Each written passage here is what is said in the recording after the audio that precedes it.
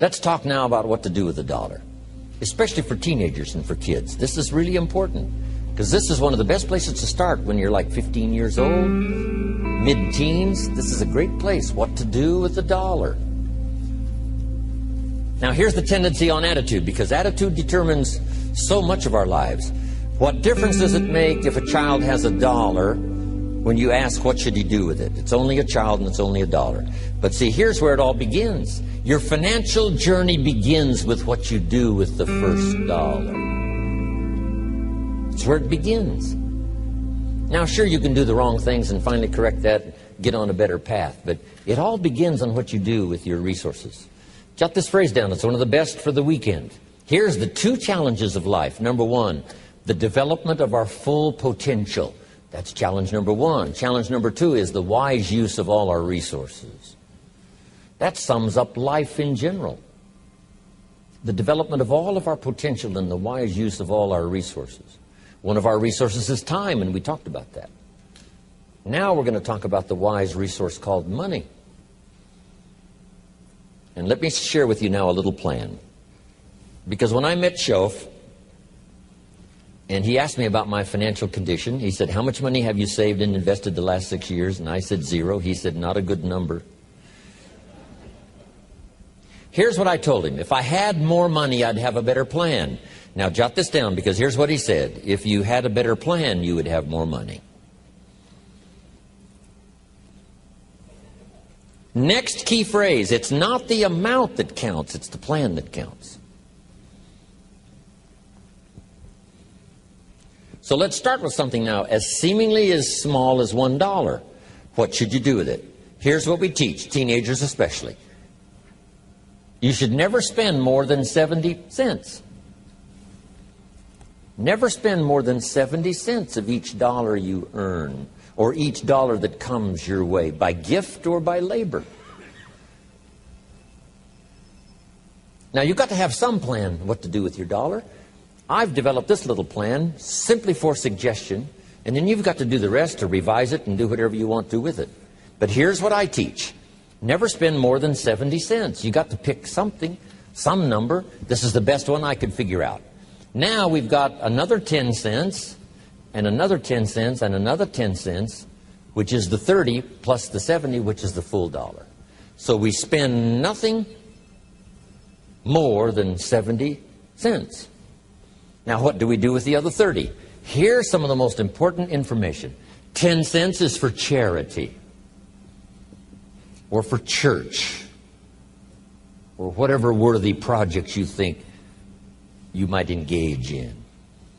Here's one of the best things to teach kids, generosity.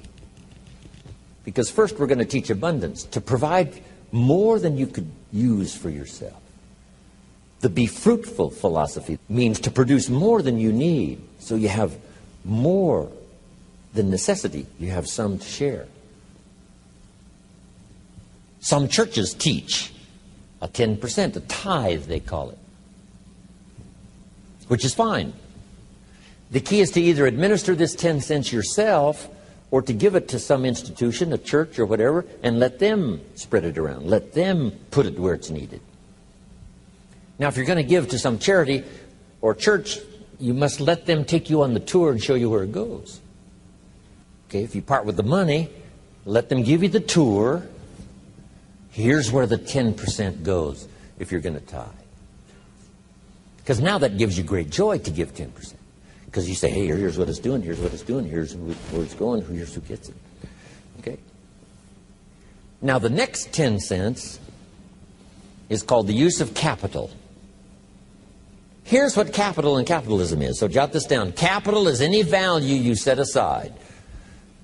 Capital is any value you set aside to be invested in an enterprise that brings value to the marketplace, hoping to make a profit. That's what capital and capitalism is. I can say it in one sentence. Capital is any value you set aside to be invested in an enterprise that brings value to the marketplace, hoping to make a profit. Now, the capital is the value you set aside. taking capital and investing it in an enterprise and bringing the value to the marketplace we call capitalism. Capital and capitalism. Now, who can understand this? First of all, the farmers understand it. Here's what seed corn is. It's capital. It's seed corn means the seed that you set aside to be planted in the ground, take care of in the summer, hoping to have a profit and a harvest in the fall. So the farmer sets aside his seed corn. Question, would he let his family eat it? No, this seed is not to be eaten. It's to be invested in the ground, to take a risk, cared for in the summer, harvested and multiplied in the fall. That's it. Now, the same is true of some of your money. If you set aside, and I suggest, part of your capital should be set aside for an enterprise to show a profit.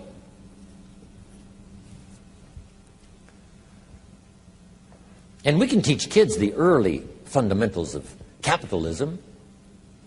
Now, once the kid has $1 profit, now what should he do with the dollar? This is the formula that I've come up with, what to do with that dollar. Don't spend more than 70 cents, 10 cents for church or charity, 10 cents to invest back into your business so that someday you can buy more than one bottle and get it a little cheaper so that when you sell it you make a little more money. Now, here's the other 10 cents. It's 10 cents that you invest and let someone else use it. This is called active capital, where you actually engage in the enterprise that makes a profit. Now, another 10 cents is for passive capital, where you let someone use this 10 cents out of every dollar. You put it in a bank that pays interest. They use it, and they pay you for the use of this money. That's called passive capital. So we've got active capital and passive capital. Maybe you invest this in a stock, eventually, if you have enough money, and the stock pays you dividends, and also there may be an increase in the value of the stock. So this is the little formula I come up with, 70, 10, 10, and 10. It's very simple. And kids can figure it out, kids can understand it. Enterprises that kids can be involved in starting early. Now, when you first start, if you're an adult now, you may be in such bad shape financially that you couldn't do the 70, 10, 10, and 10. If you're in real bad shape, you may have to do the 97, 1, 1, and 1. Because it may take this to pay your bills if you haven't had a good plan up until now. But jot this down now. It's not the amount that counts, it's the plan that counts. So let's say you were in such poor financial shape, you had to start 97, 1 for charity, 1%, another 1% for active capital, another 1% for passive. Now here's the key. To get these numbers starting up and get this number starting down.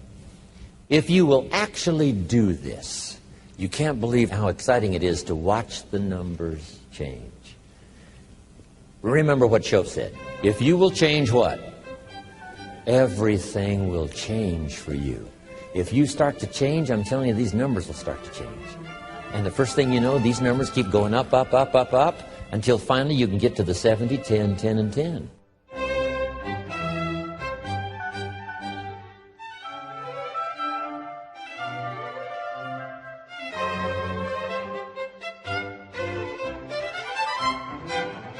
When I was 25 years old, my mentor, Mr. Shoaff, said, "Show me your current financial plan for the future." And of course, I didn't have one. He said, "Well, this would be a good time to lay out a good financial plan for the future, what to do with your money." And I came up finally with the 70, 10, 10, and 10. Don't spend more than 70% of your income. 10% for church or charity. 10 cents active capital, buy and sell, see if you can make a profit. And 10% for passive capital, let somebody else use your money. Pay you interest, dividends, stock increase, whatever. It's a pretty good plan, 70, 10, 10, and 10. A lady in Mexico the other day said, "I heard your plan 10 years ago. I followed it." She said, "I'm now a millionaire." I own 2 different properties because you also said don't buy the second car until you've bought the second house. It's not cars that make you rich. It's real estate that makes you rich. She said, I'm now about to buy the 3rd house, so I'm now giving myself the luxury of buying the 3rd car. Simple little ideas. And she said, I followed the 70, 10, 10, and 10, taught it to other people. They're following it and getting great results.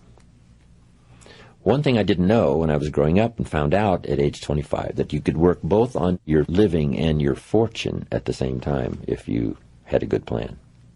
Don't just work on your living, work on your fortune. Work on becoming financially independent. Financial independence is the ability to live from the income of your personally invested resources. And the day you can finally do that, what's exciting about that is that now you can work for joy and not for necessity. And strangely enough, you probably work a lot harder for joy than you do for necessity.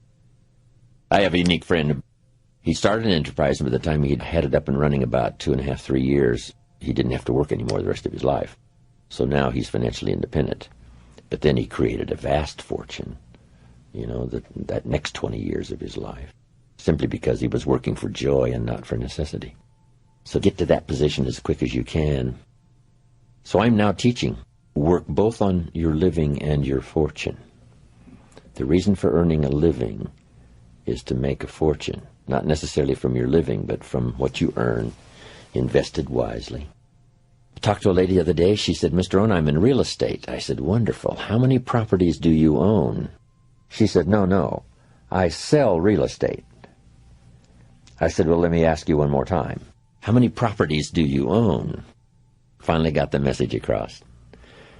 I said, the reason for selling real estate is to earn the money to buy real estate.